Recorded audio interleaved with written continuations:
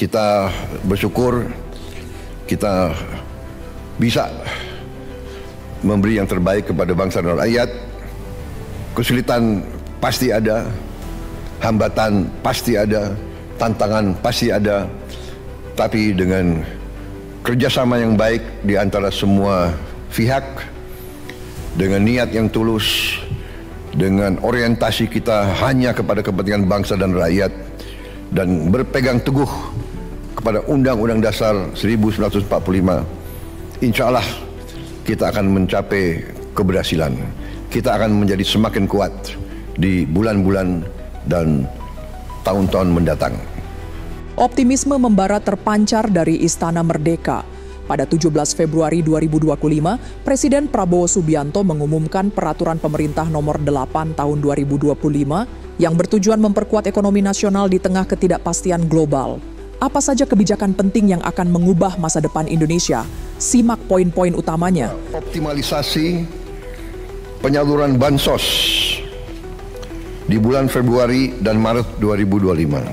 Pencairan THR bagi ASN dan pekerja swasta di bulan Maret 2025.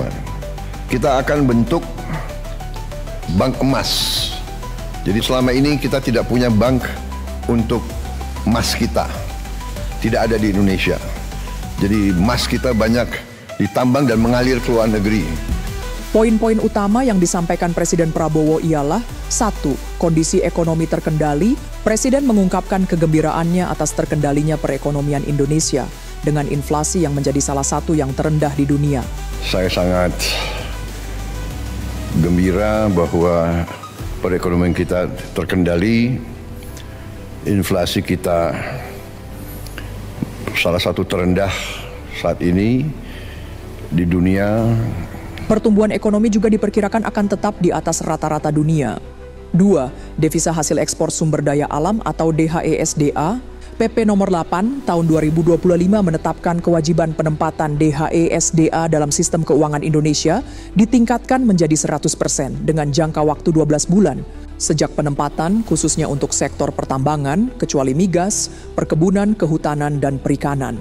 Untuk sektor migas tetap mengacu pada ketentuan PT nomor 36 tahun 2023. 3. Potensi peningkatan devisa. Dengan langkah ini, DHE diperkirakan bertambah sebanyak 80 miliar dolar Amerika di tahun 2025. Jika berjalan lengkap selama 12 bulan, hasilnya diperkirakan lebih dari 100 miliar dolar. Dengan langkah ini, di tahun 2025, devisa hasil ekspor kita diperkirakan bertambah sebanyak 80 miliar dolar Amerika. Karena ini akan berlaku mulai 1 Maret. Kalau lengkap 12 bulan, hasilnya diperkirakan akan lebih dari 100 miliar dolar. 4. Fleksibilitas penggunaan DHESDA. Eksportir tetap diberikan ruang untuk menjaga keberlangsungan usahanya dengan mengizinkan penggunaan DHESDA yang ditempatkan dalam rekening khusus untuk berbagai keperluan seperti penukaran ke rupiah, pembayaran pajak, pembayaran dividen, pengadaan barang dan jasa, serta pembayaran kembali atas pinjaman. 5. Sanksi administratif. Penerapan sanksi administratif berupa penangguhan pelayanan ekspor bagi yang tidak melaksanakan PP ini. Dalam pasal ini telah diatur pula penerapan sanksi administratif berupa penangguhan atas pelayanan ekspor bagi yang tidak melaksanakan peraturan pemerintah ini. 6. Pembentukan Bank Emas rencananya akan meresmikan Bank Emas pada 26 Februari. Presiden juga mengungkapkan beberapa kebijakan strategis lain yang akan terus didorong, yaitu kebijakan pendukung pertumbuhan ekonomi, kebijakan peningkatan daya saing dan transformasi ekonomi, kebijakan internasional terkait bergabungnya Indonesia ke BRICS, menyelesaikan perjanjian CEPA, pendaftaran ke OECD, dan menyelesaikan kerjasama Indonesia-Uni Eropa CEPA.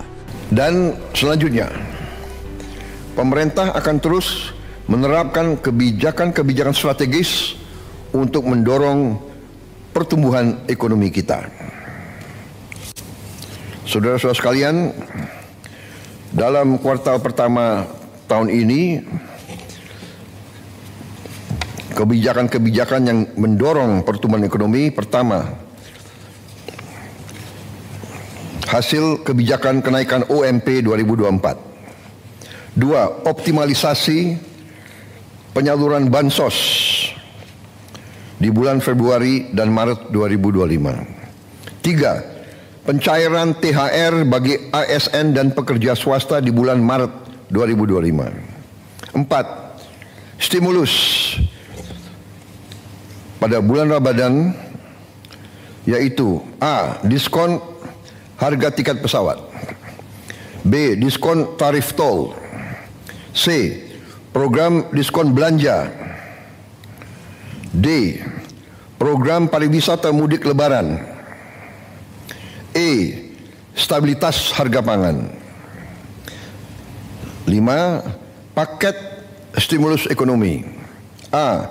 Diskon tarif listrik, B. PPN DTP pembelian properti dan otomotif, C. PPN BM DTP otomotif, elektronik vehicle dan hibrida, D. Subsidi pajak DTP motor listrik, E. PPH DTP sektor padat karya. 6.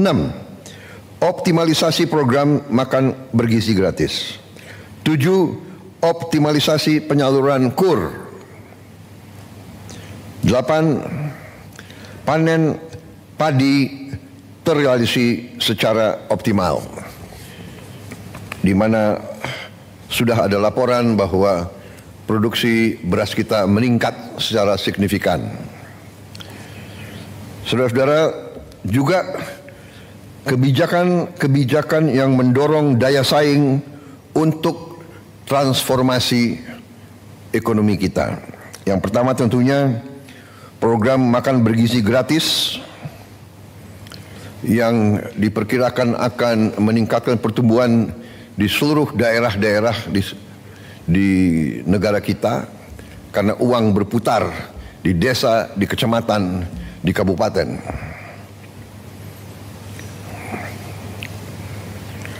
2. Program ketahanan pangan dan energi berjalan terus. 3. Optimalisasi pengelolaan BUMN kita melalui konsolidasi ke dalam suatu dana investasi nasional, ya, yang akan kita launching tanggal 24 Februari yang akan datang, yaitu Danantara, ya. Danantara adalah konsolidasi semua kekuatan ekonomi kita yang ada di pengelolaan BUMN. Itu nanti akan dikelola dan kita beri nama Danantara, Daya Anagata Nusantara. Daya artinya energi, kekuatan, Anagata masa depan, Nusantara tanah air kita. Jadi artinya Danantara ini kekuatan ekonomi, dana investasi yang merupakan energi, kekuatan masa depan Indonesia. Kekayaan negara dikelola, dihemat untuk anak dan cucu kita. 4. Kebijakan FLPP untuk melaksanakan program 3 juta rumah murah. Pengendalian inflasi. 5. Pembangunan kawasan industri dan KEK.